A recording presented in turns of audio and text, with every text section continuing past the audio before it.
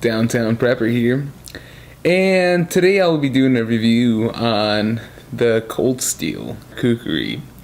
This will be a quick review slash opinion on this machete.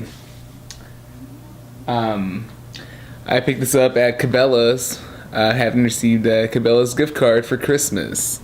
So it was about $25 or so. You can get them cheaper on Amazon. But I picked it up in anticipation of a upcoming hiking trip, so I figured I needed it, might as well. I bought this to replace a K-bar Kukri, which I loved. Came sharp out of the box. Excellent machete, highly recommended. Moving right into it.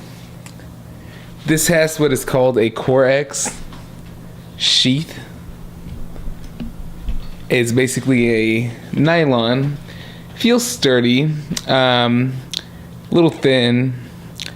The bottom of the sheath is held together by a folded over piece of cloth, riveted on, and then sewn on. It has a plastic guard in the front. I don't know. It's decent. I'm not sure how well it would hold up to the elements. It has a little belt loop right here. Moving right into the total length, is 18 inches. It has a 13-inch blade. And it's 2 millimeters thick. Now it has these two buckles, which are pretty decent. And you only need one of them to slide the machete out. Now, upon unsheathing the machete, I must say, I was sorely disappointed. Sorely disappointed. First of all, and I'm going to try to get this to focus so that you can see it. You can tell that this machete has a so-called black baked on anti-rust matte finish over a 1055 carbon steel blade, but you can tell that matted finish wasn't quite baked on. Now you could tell that some of it dripped. I mean, this has never been used.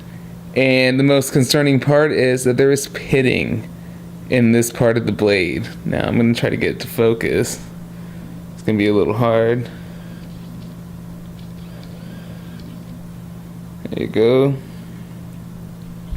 Now,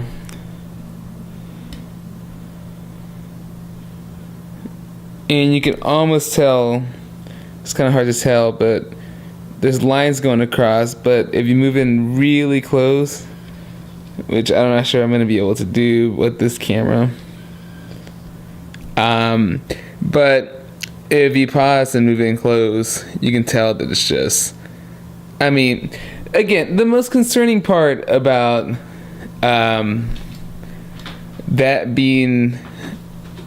part of the blade being damaged is that it's at the thinnest part of the machete, so the thinnest part of the Kukri. Which, I mean, again, I bought this in anticipation of a cold weather hike in the Appalachian Mountains, which isn't a crazy extreme by any means, but a nice, reliable machete is a must. And this definitely does not live up to that mark. Additionally, and probably the most disappointing part of all, this blade has to be one of the most ridiculously jagged, thrown together blade I've ever seen in my life. Now I'm going to try to get a good view here and clear some of this stuff out of the way. Get a decent backdrop, and I mean, I'm going to try to again zoom in.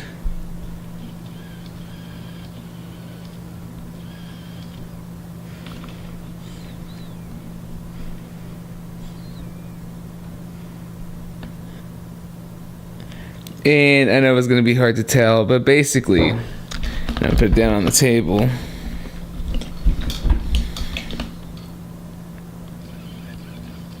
There we go.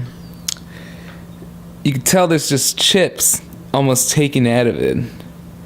And right here where there's this indentation, the blade is actually folded over.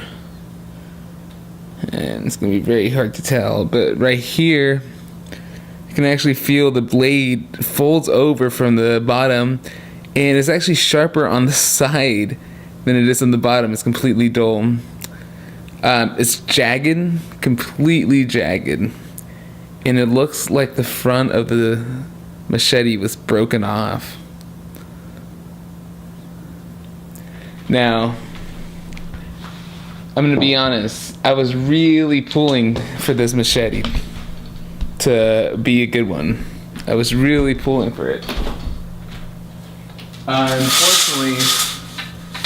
Unfortunately, it just did not live up to that mark. I contacted Cold Steel, telling them that basically they had purchased a defective product. They told me to send back my knife, even though I stated it was a machete. It was a very copy and paste answer. Told me to send back the knife in a FedEx or UPS package so that they can track it and so that they can service the warranty. They wanted me to state how it got damaged. I wrote them back saying that it was a brand new product. I had pulled it out of the package and it was damaged. And if there was any way we could do this without me having to spend any more money. Having bought this Cold Steel product thinking I was going to save money. It's been about 2 weeks and I have gotten no further replies. Which is basically, in my opinion, a screw you from the company. Which is very disappointing because I have a couple other Cold Steel products and I've been very pleased with them. A buddy has a Cold Steel Panga machete that is awesome, in my opinion. But they really dropped the ball here, and again, the way the customer service dealt with it, very disappointing. Basically, I spent a $25 gift card on this, and they wanted me to spend $20 on another to send it back. Well, no thank you. I spent that $20 plus another 20 on a K-bar kukri, which I know is not going to come out and be a piece of crap. I was sorely disappointed. And they sell this as a survival knife. Go to the Cold Steel website. They are selling this as you're stranded on a desert island and you need one thing, that is a strong machete. Well, ladies and gentlemen, you take this machete out and it breaks right there, you're screwed. I don't know. I would not trust my life to it. And basically, I don't know what else to say. I know that's too bad blade reviews in a row, and I do apologize. And there's going to be some people out there, well, you spend, $20 on a machete. What do you expect? Well, more than that. And that is why it's sitting on this. That right there is the Smith & Wesson Search and Rescue. Picked this up for $18 on Amazon. And I mean, it was less than that Kukri, and I feel like I got 5 times the product. 5 times the product. Sharp. Very sharp. I would 100 times over pick this to take out into a survival situation than this. Because it's heavy, and I just do not trust that this metal's going to hold up to crap. So, there you go. It's not that I did not spend a lot of money, it's that Cold Steel gave me a crappy product. And that's unfortunate, again, because I was really, really, really pulling for that machete. I really wanted it to be a good one. Well, thank you for watching, folks. Hope this has helped some people out. This has been Downtown Prepper. Bye-bye.